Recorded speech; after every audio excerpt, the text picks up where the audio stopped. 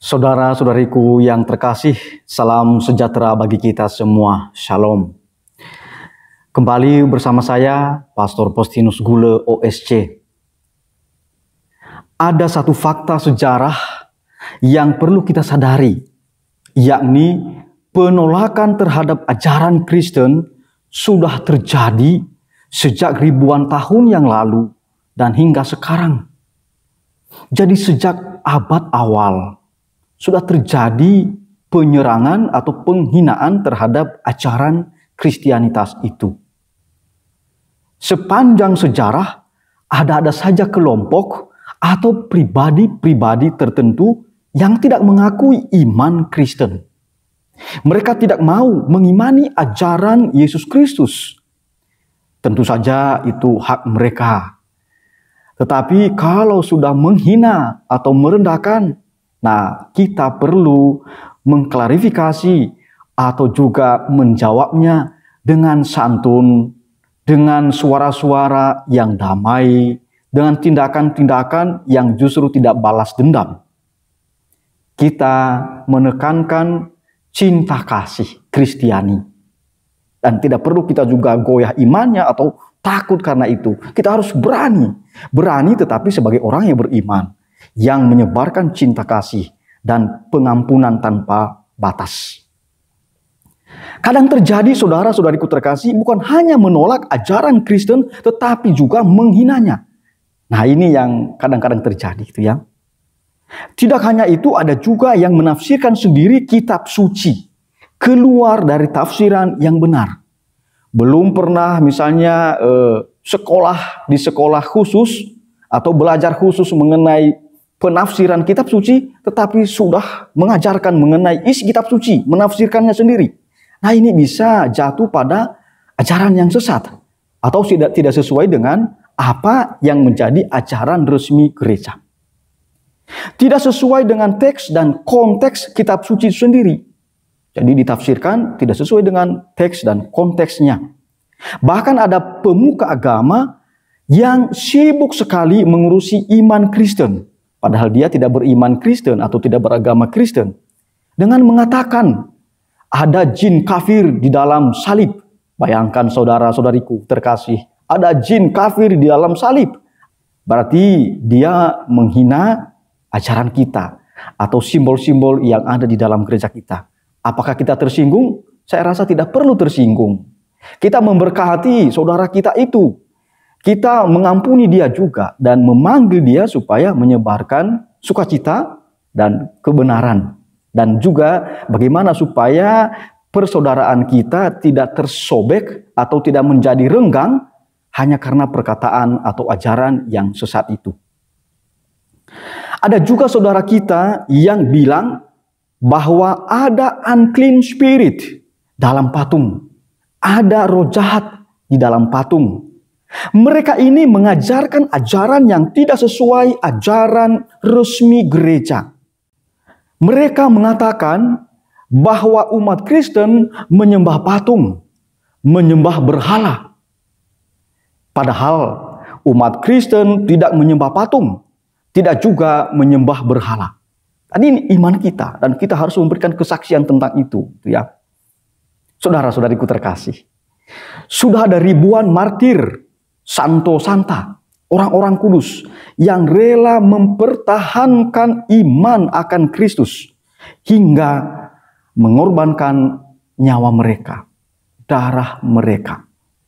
Mereka ini pelaksana firman dan pembela iman yang luar biasa. Semangat mereka ini mesti kita hidupi juga. Kita perlu membela iman kita dengan kesaksian iman kita melalui cara hidup yang dapat diteladani. Tindakan yang menyebarkan damai. Kata-kata yang penuh sukacita dan keteguhan iman. Kesetiaan di dalam iman kita akan Yesus Kristus. Kita tidak perlu goyah dalam iman manakala ada yang meragukan iman kita atau menolak iman kita. Tidak perlu. Sudah ribuan martir, sudah ribuan santo-santa yang berani mempertahankan iman akan Kristus.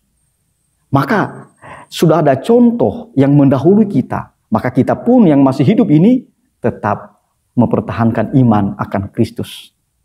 Sekali lagi, kita perlu menyadari bahwa berbagai kelompok atau orang yang menolak ajaran Kristen sudah ada sejak awal. Sudah ada sejak ribuan tahun yang lalu. Bahkan Yesus sendiri menerima olok-olokan, penghinaan dari pemimpin Yahudi, dari serdadu Yahudi, dan dari penjahat yang disalibkan bersama Yesus. Tapi Yesus memberikan contoh kepada kita, memilih memaafkan mereka, para penghinanya itu. Kita bisa baca ini di dalam Injil Lukas bab 23 ayat 35 sampai 43. Yesus memaafkan mereka. Jadi Yesus itu justru memaafkan tanpa batas orang-orang yang menghinanya, yang merendahkannya. Dan kita bangga dengan itu karena kita adalah pengikut Yesus.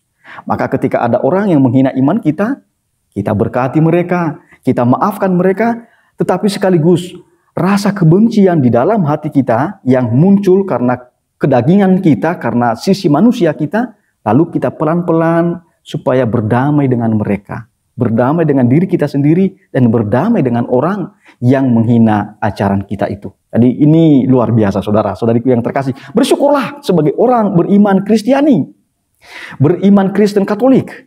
Bersyukurlah karena teladan kita Yesus Kristus yang sudah memberikan contoh nyata dialami oleh para rasul.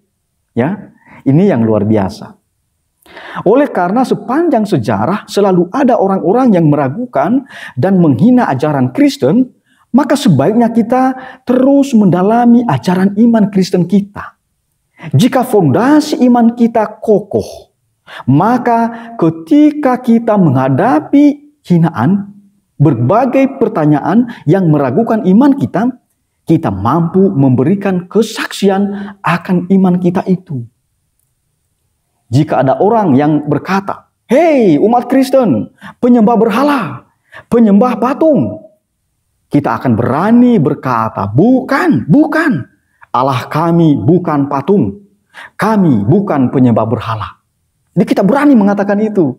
Tetapi tentu saja sambil mempelajari dan mendalami apa yang menjadi ajaran iman kita. Saya ajak kita membaca kitab hukum kanonik. Kanon 229. Kanon ini dibagi menjadi 3 paragraf. Saya membaca paragraf yang pertama. Kita memperhatikan, sangat menarik kanon ini. Ya. Kanon 229, paragraf pertama. Orang-orang awam agar mampu hidup menurut ajaran Kristiani dan mewartakannya sendiri. Dan jika perlu, dapat membelanya. Lagi pula, agar dapat menjalankan peranannya dalam merasul, terikat kewajiban, dan mempunyai hak untuk memperoleh pengetahuan tentang ajaran itu, yang disesuaikan dengan kemampuan dan kedudukan masing-masing. Paragraf kedua, mereka juga mempunyai hak untuk memperoleh pengetahuan yang lebih penuh dalam ilmu-ilmu suci yang diberikan di universitas-universitas atau fakultas-fakultas gerejawi atau lembaga-lembaga ilmu keagamaan dengan mengikuti kuliah-kuliah atau meraih gelar-gelar akademis. Paragraf ketiga, demikian pula dengan menepati ketentuan-ketentuan yang telah ditetapkan mengenai kecakapan yang dituntut.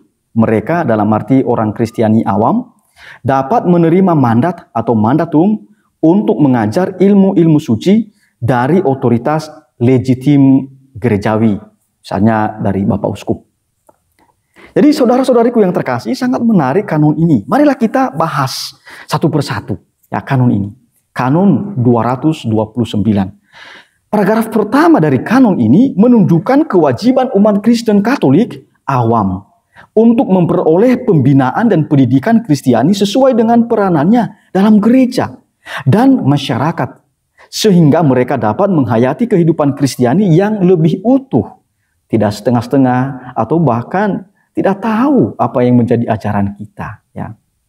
Umat Kristen Katolik harus siap membela imannya, mewartakannya kepada semua orang dan dalam segala kondisi kehidupan.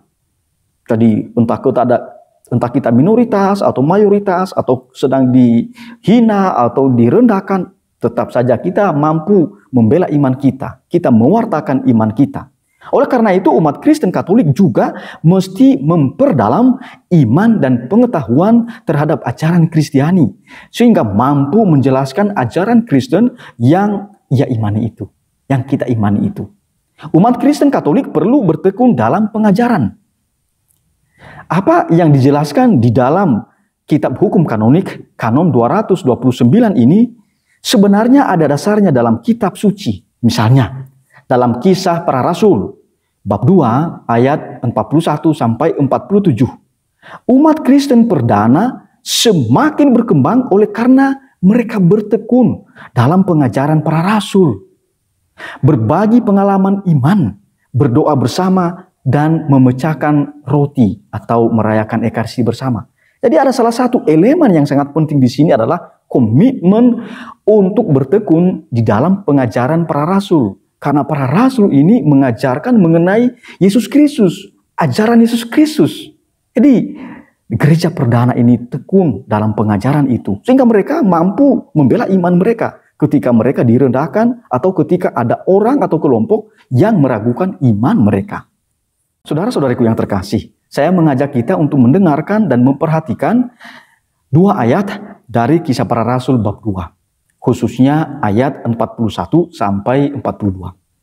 Orang-orang yang menerima perkataannya itu memberi diri dibaptis, dan pada hari itu juga jumlah mereka bertambah kira-kira 3.000 jiwa. Mereka bertekun dalam pengajaran rasul-rasul dan dalam persekutuan, dan mereka selalu berkumpul untuk memecahkan roti dan berdoa. Umat Kristen perdana ini juga saling memperhatikan satu sama lain. Ada sukacita di antara mereka. Jadi, salah satu yang membuat umat Kristen perdana kuat dan setia di dalam iman mereka adalah ketekunan mereka untuk belajar dari para rasul mengenai ajaran Yesus Kristus. Maka kita perlu belajar dari gereja perdana ini, bertekun di dalam pengajaran. Mereka mendengarkan pengajaran para rasul. Paragraf kedua dari kanon 229 menetapkan hak umat Kristen Katolik awam untuk memperoleh pendidikan formal di lembaga pendidikan tinggi gereja dan menerima gelar akademik untuk pekerjaan mereka. Di Eropa, saya tahu misalnya di Italia atau di Jerman atau di Perancis atau di Belanda, sudah sangat biasa bahwa ada umat awam yang belajar filsafat, teologi, hukum gereja, kitab suci, sejarah gereja, ya, dan lain sebagainya. Di Indonesia sudah banyak juga awam yang belajar mengenai filsafat, teologi. Di Fakultas Filsafat Katolik Parahyangan juga ada beberapa awam yang belajar filsafat. Dan di berbagai sekolah tinggi pastoral ada juga katekis, ya, banyak sekali mereka yang belajar mengenai ajaran gereja, ajaran resmi gereja, belajar kitab suci, belajar teologi, belajar liturgi, dan lain sebagainya. Ya. Di Amerika Latin, ini jumlah orang awam yang belajar mengenai teologi, ya, sejarah gereja, hukum gereja, liturgi itu semakin meningkat. Mengapa? Karena akhirnya awam menyadari bahwa memang jumlah imam itu tidak banyak. Maka mereka mau membantu gereja dengan meningkatkan pengetahuan dan kedalaman iman mereka akan ajaran Yesus Kristus sendiri. Dengan mengikuti kursus-kursus, lalu juga kuliah di universitas Katolik, ya tentunya. Jadi kalau kita melihat penjelasan ini, saudara-saudariku yang terkasih, maka kalau ada orang Katolik yang belum memahami ajaran Kristen Katolik, belum memahami ajaran kitab suci, ya, apa yang menjadi ajaran Kristen di dalam kitab suci, ya datang kepada lembaga yang tepat. Belajarlah di Universitas Katolik atau bertanya kepada orang yang belajar mengenai iman itu, iman Kristen Katolik. Bertanya kepada para romo, bertanya kepada para suster, bertanya kepada uskup. Jadi jangan bertanya kepada orang yang tidak tepat. Masa Anda mau mendalami iman Kristen Katolik misalnya, tetapi Anda datang kepada orang yang tidak mengimani ajaran itu, iman Kristen Katolik itu. Anda pergi misalnya kepada orang yang justru mengajarkan ajaran sesat. Bagaimana mungkin Anda menerima dan memperoleh apa yang menjadi ajaran resmi gereja Katolik? Kan tidak mungkin itu ya. Jadi mestinya kita selalu datang atau selalu mempelajari ajaran yang benar dari orang yang tepat. Paragraf ketiga dari Kanon 229 itu menetapkan hak kaum awam yang memenuhi syarat untuk mengajarkan ilmu-ilmu suci. Tapi hak mengajar ilmu-ilmu suci dilakukan dengan menerima mandat kepercayaan dari otoritas gereja, misalnya dari Bapak Uskup. Setiap orang yang mencari posisi seperti itu harus memenuhi persyaratan untuk menerima mandat kanonik itu. Jadi saudara-saudaraku yang terkasih, di dalam paragraf ketiga dari Kanon 229 ini, sebenarnya juga ada kemungkinan kaum awam mengajar ilmu-ilmu suci, mengajar mengenai hukum gereja, mengajar mengenai kitab suci, mengajar mengenai teologi. Tetapi harus ada persyaratan yang mereka penuhi. Misalnya dia pernah kuliah mengenai mata pelajaran itu, mengenai teologi dogmatik, mengenai teologi fundamental, mengenai hukum gereja, dan belajar khusus mengenai kitab suci misalnya di Universitas Katolik tentunya yang diakui oleh otoritas gereja Katolik. Sehingga dengan demikian dia mengajarkan apa yang menjadi ajaran resmi gereja, bukan ajaran pribadinya. Dan tidak hanya itu, saudara-saudariku yang terkasih, dia juga bertanggung jawab ya bahwa tidak ada ajaran sesat di dalam ajaran yang dia ajarkan itu. Maka mesti menerima mandat dari otoritas gereja. Kalau Anda melihat buku-buku teologi atau buku-buku liturgi atau kitab suci yang diterbitkan di Indonesia, entah di Canisius atau di Obor atau di tempat lain, maka selalu ada nihil obstat di awal-awal, di halaman awal. Itu artinya bahwa di dalam buku itu sudah diperiksa oleh ahli dari otoritas gereja yang legitim, bahwa tidak ada ajaran sesat, maka boleh diterbitkan. Jadi saudara-saudariku yang terkasih, ini penting sekali. Maka di dalam gereja Katolik itu selalu diminimalisir ajaran-ajaran sesat itu, supaya tidak merugikan umat beriman Kristen Katolik. Saudara-saudariku yang terkasih, saya bangga kepada Anda, umat Kristen Katolik. Walaupun akhir-akhir ini ada sosok public figure yang mengajarkan ajaran yang tidak sesuai dengan ajaran kita, mengatakan ada unclean spirit di dalam salib, bahkan juga ada yang mengatakan bahwa ada jin kafir di dalam salib, tapi Anda menebarkan damai, Anda memaafkan, dan Anda memberikan komentar-komentar yang sejuk, yang penuh persaudaraan, dan juga menunjukkan bahwa Anda paham iman Kristen Katolik Anda. Ini yang luar biasa, bahwa Anda mampu mengatakan, oh tidak, kami tidak menyembah patung, kami tidak mengalahkan patung. Patung itu sebagai sarana bagi kami untuk mengingat bahwa Yesus itu disalibkan di atas salib, dan itulah Yesus itu yang menyelamatkan kami, bahwa Dia sang penyelamat satu-satunya yang kami imani. Jadi ini iman yang luar biasa.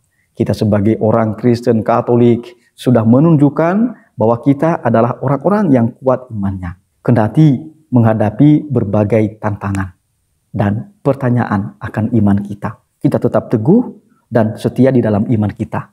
Ini luar biasa. Tuhan memberkati kita semua. Dalam nama Bapa dan Putra dan Roh Kudus. Amin.